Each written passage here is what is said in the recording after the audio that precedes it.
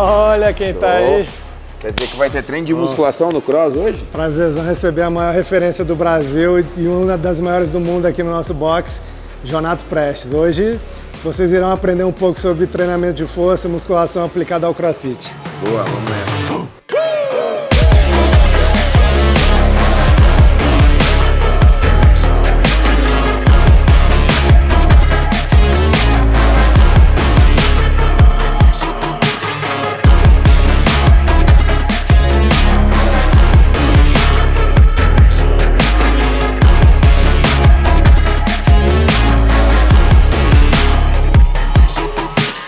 Jonato, uma das dúvidas que muitos alunos, atletas possuem é em relação a realizar musculação ou exercícios acessórios para quem faz CrossFit, para quem faz o weightlifting, que é o LPO.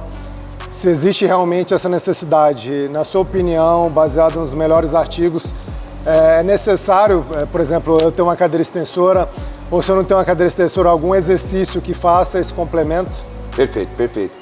Bom, primeiro eu queria destacar a importância de um box, como você, que é um cara que estudou a vida inteira, de entender a importância de ter esse complemento, né? Porque a musculação para o CrossFit ela é só um complemento. Então ela não é uma atividade que vai ser... Eu não vou usar a musculação aqui para melhorar a performance do cara que treina CrossFit. Isso é muito importante, a gente não quer trazer uma ideia equivocada. Mas tem algumas questões. Às vezes tem um cara que treina cross que de qualquer maneira ainda quer alguma questão estética e isso aqui não impede ele de fazer, também não vai atrapalhar ele no cross.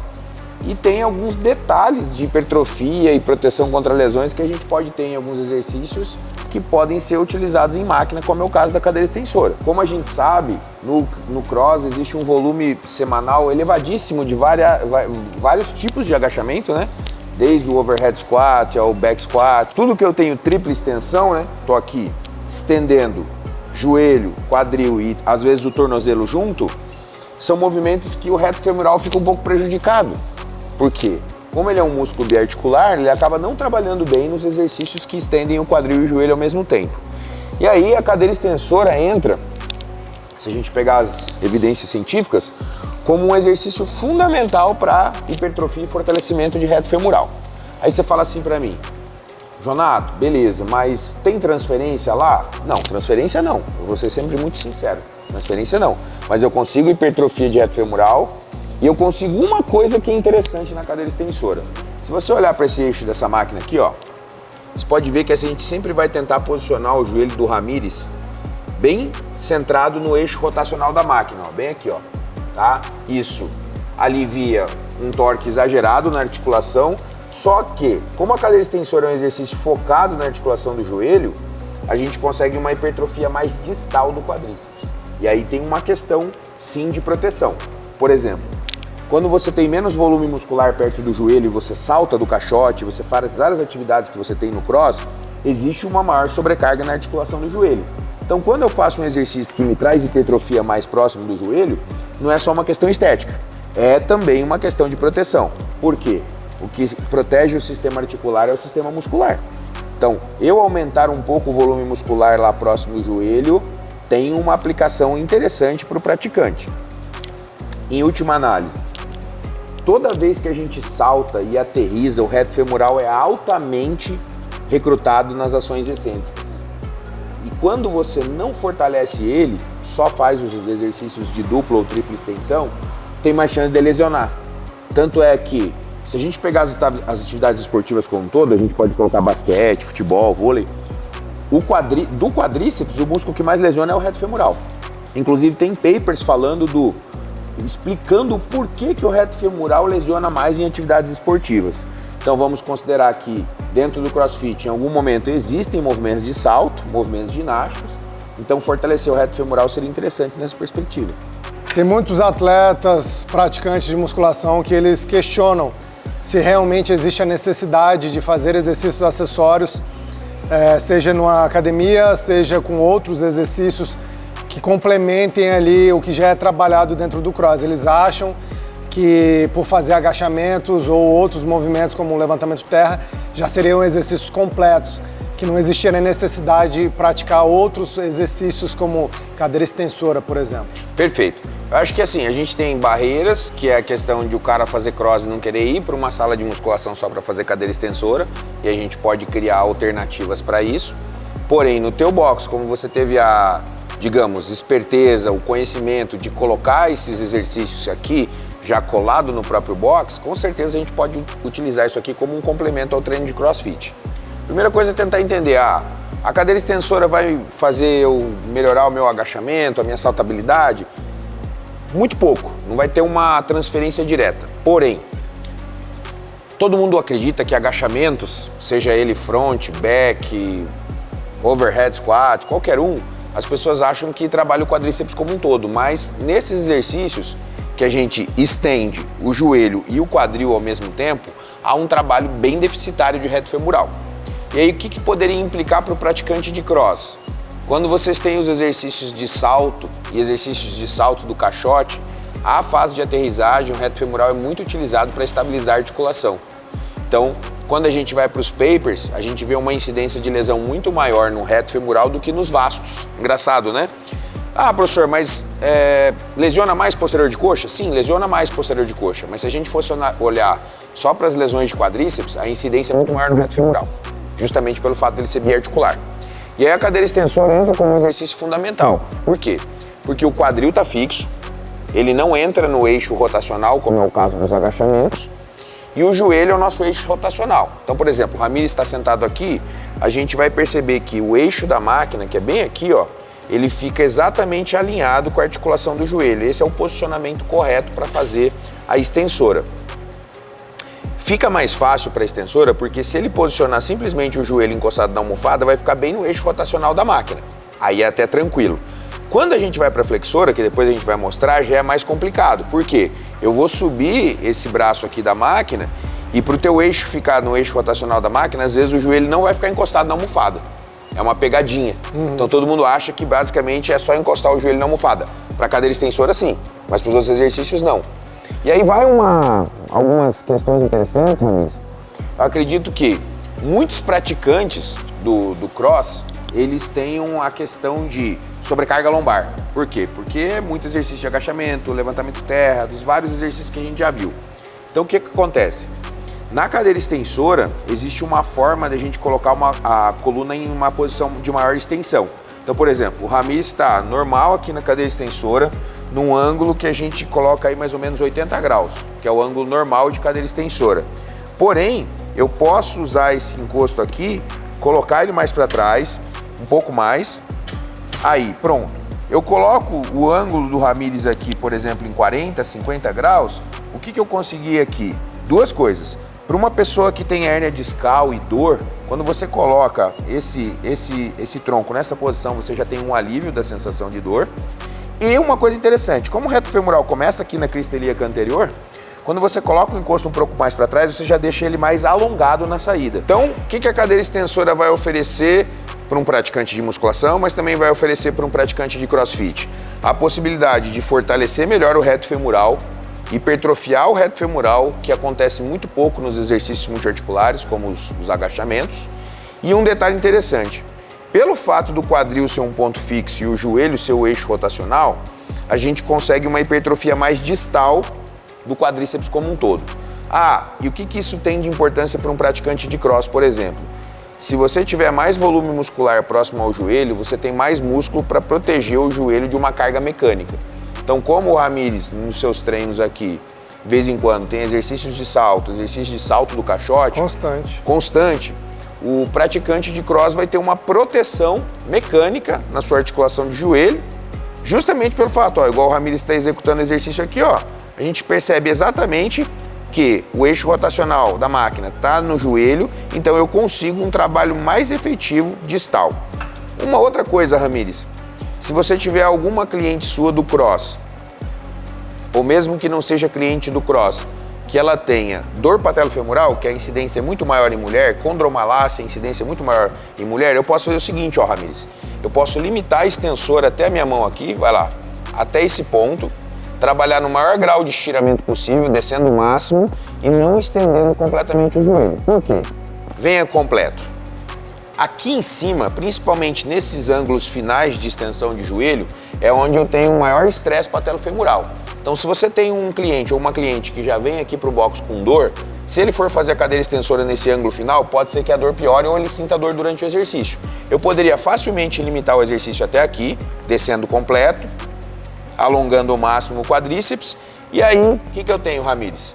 Um estudo do Pedrosa, brasileiro inclusive, Gustavo Pedrosa, mostrando que a hipertrofia e o fortalecimento e o ganho de força foram semelhantes na parcial da cadeira extensora nos graus iniciais de movimento. Então, como eu vou ter em algum momento, né? Quem atira a primeira pedra quem não tem dor e treina, né? Em algum momento eu vou ter uma dorzinha no joelho, em algum momento eu vou ter uma dorzinha no quadril.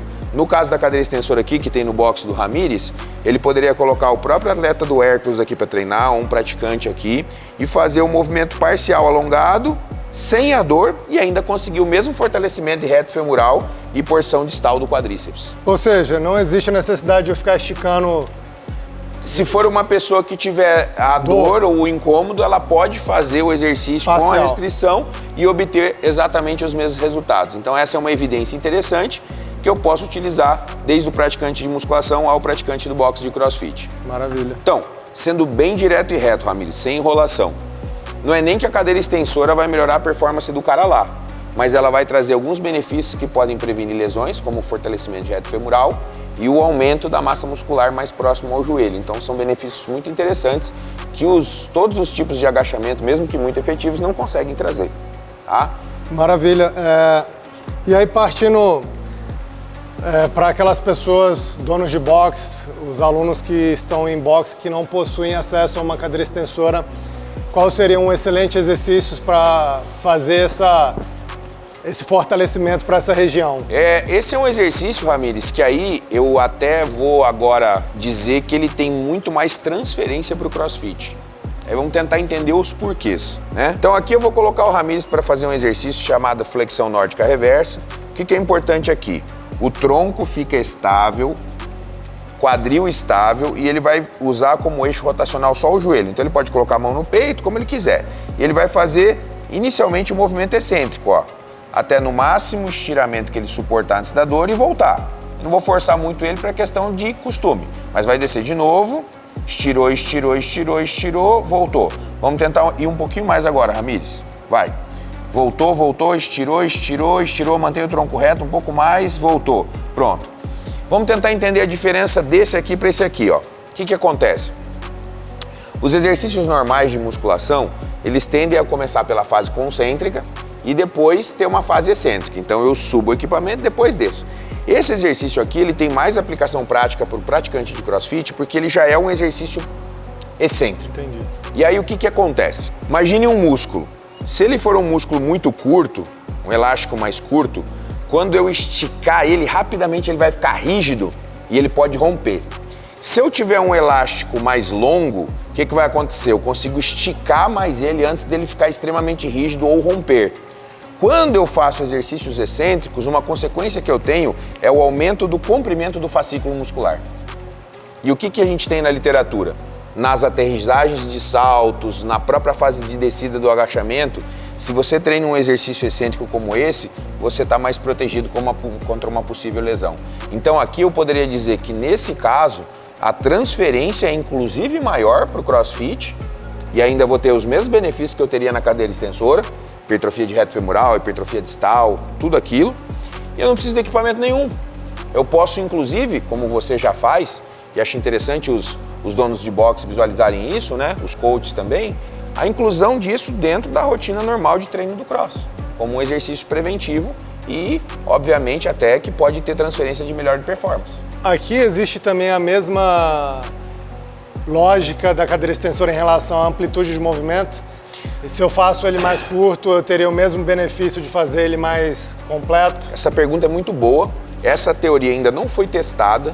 Os estudos que eles fizeram são 2 com a nórdica reversa e eles todos tentaram o máximo de amplitude. Mas o que eu penso? Digamos que a gente tem um cliente mais rígido ou mais encurtado. Mesmo ele descendo menos, ele já vai trabalhar no máximo de estiramento que o músculo dele suporta para aquele momento. Entendi. Então ele já vai ter o benefício. Ou seja, ele nem vai precisar fazer o curto, ele vai fazer no máximo de amplitude que o músculo dele permitir para aquele momento. Entendi. Tá? Essa rigidez que você apresenta, se você for pegar quase todos os seus atletas, você vai perceber muito isso. Porque o reto femoral está muito tensionado e o próprio exercício aqui, em algum momento, Ramires, vai virar um exercício não só de fortalecimento, mas exercício até de mobilidade e de liberação dessa musculatura para que você tenha uma mobilidade melhor nela. O que eu vejo na prática é que muitas vezes os alunos eles reconhecem a importância de fazer esse exercício, a nórdica reversa, mas eles já estão tão fadigados de estarem ali fazendo agachamento constante, fazendo exercício com o peso do corpo, que eles preferem fazer uma máquina que fica mais confortável. Perfeito. E cara, se você for ver, não tem nada de errado com a máquina dela mudar a rotina da pessoa um pouco, dela fazer uma coisa que ela está desacostumada, por quê? Aqui é só mais uma calistenia que o cara faz todo dia. Aqui não, é uma roldana, é um ponto fixo. Querendo ou não querendo, é uma máquina muito focada, só que ao mesmo tempo não é uma máquina que te cansa tanto. Sim. Se a gente pegar a quantidade de exercício calistênico que o cara faz lá, é core cansado o tempo todo, todos os músculos envolvidos para estabilizar o corpo. Aqui eu tô tranquilo. E inclusive foi interessante que tem vezes que a gente está com o abdômen tão fadigado que na hora que eu vou fazer a flexão nórdica eu preciso parar porque meu abdômen começa a entrar em fadiga. Eu não consigo sustentar por conta do core estar fadigado. Uma coisa que tem sido demonstrada na literatura, que eu acho interessante a gente acrescentar como só fator de detalhamento, numa visão de performance, é provável que a flexão nórdica reversa, se ela for colocada logo no início da sessão, ela vai prejudicar a performance nos exercícios subsequentes. Entendi. Porque todo exercício que trabalha no comprimento longo, que é o caso daqui, provavelmente vai prejudicar a performance dos exercícios seguintes. Porque quanto mais você trabalha inicialmente no comprimento longo, mais você vai prejudicar a força nos exercícios subsequentes. Então, para você que a força e potência são algo muito importante, talvez a nórdica reversa fosse melhor no meio do treino ou no final se o cara ainda estiver aguentando. Às vezes no meio para ele poder fazer um pouco melhor. Teve um estudo que a gente publicou agora com o Trindade, que a gente comparou o início da sessão de treino com o stiff e flexora depois, ou ao contrário. Quando a gente fez a flexora primeiro, não teve piora na performance do stiff, mas olha que interessante, quando a gente começou pelo stiff, que era comprimento longo, a performance da flexora ficou prejudicada no exercício subsequente. Então, no caso, para quem precisa trabalhar bíceps femoral mais exclusivamente, poderia ser um fator negativo. Sem dúvida, sem dúvida. Eu acredito que nesses pontos é muito importante porque, principalmente no cross, como a gente tem muito mais uma relação com a performance da força, com a velocidade, com a potência, do que com a hipertrofia, o sequenciamento ele pode fazer bastante diferença. Na hipertrofia, se você prejudicar ou não vai fazer tanta diferença porque no final todo mundo vai acabar hipertrofiando. Sim. Mas quando a gente pensa em performance aqui, aí realmente seria algo relevante. Então a questão não é se eu tenho máquina ou não, e se eu tenho bons profissionais para me guiarem a escolherem os melhores exercícios nas melhores situações possíveis, correto, Jonathan? Cara, é isso. Eu acho que tanto na musculação como no boxe de crossfit, o que eu entendo? Você antes de coach de cross ou antes de professor de musculação, você é professor de educação física.